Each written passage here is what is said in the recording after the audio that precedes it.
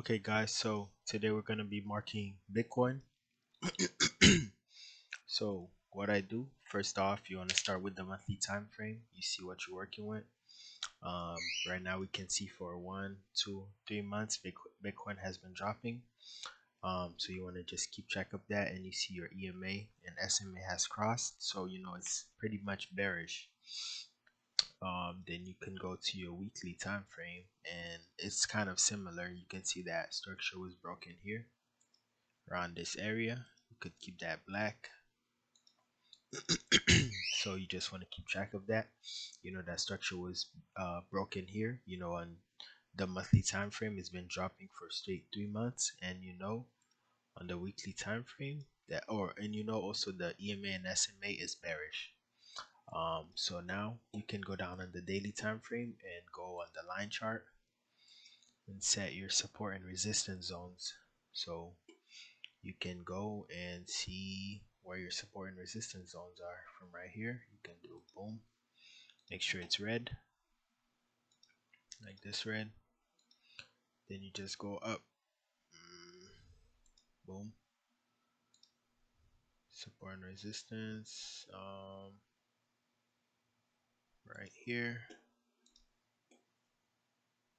right here. Put it everywhere that price is relevant. You don't have to do too much of it. You could do here. So prices are on in that area, so we want to just stick to that. Then you drop down to the 4-hour time frame. You can see what's happening.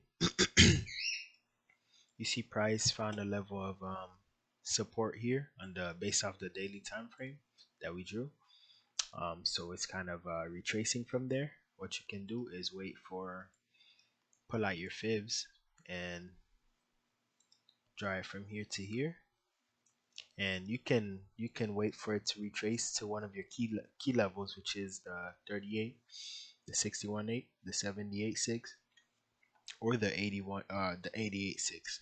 So when you're in the 4-hour time frame, you can go ahead and delete this for now, and then draw your 4-hour support and resistance zones.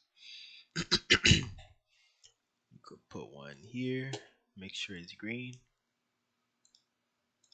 You can put one here because it's touching here, and as well on top as well as below.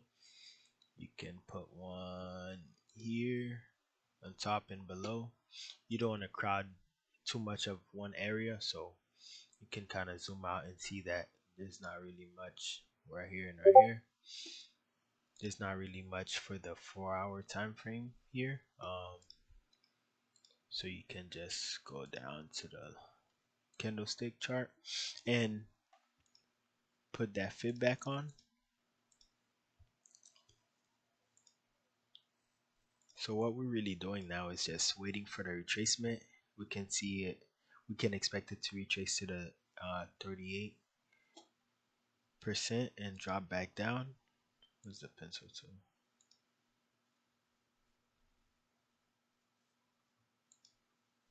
Wow. Yeah, you can. There you go. You can expect it to go to the 38 and drop back down. You can expect it to go to the 61.8 down, the 88 down, or the 78 or the 88%. So these are the levels that I'm kind of waiting for, and expecting for it to retrace to find my entry. And that's pretty much my markup for it so far.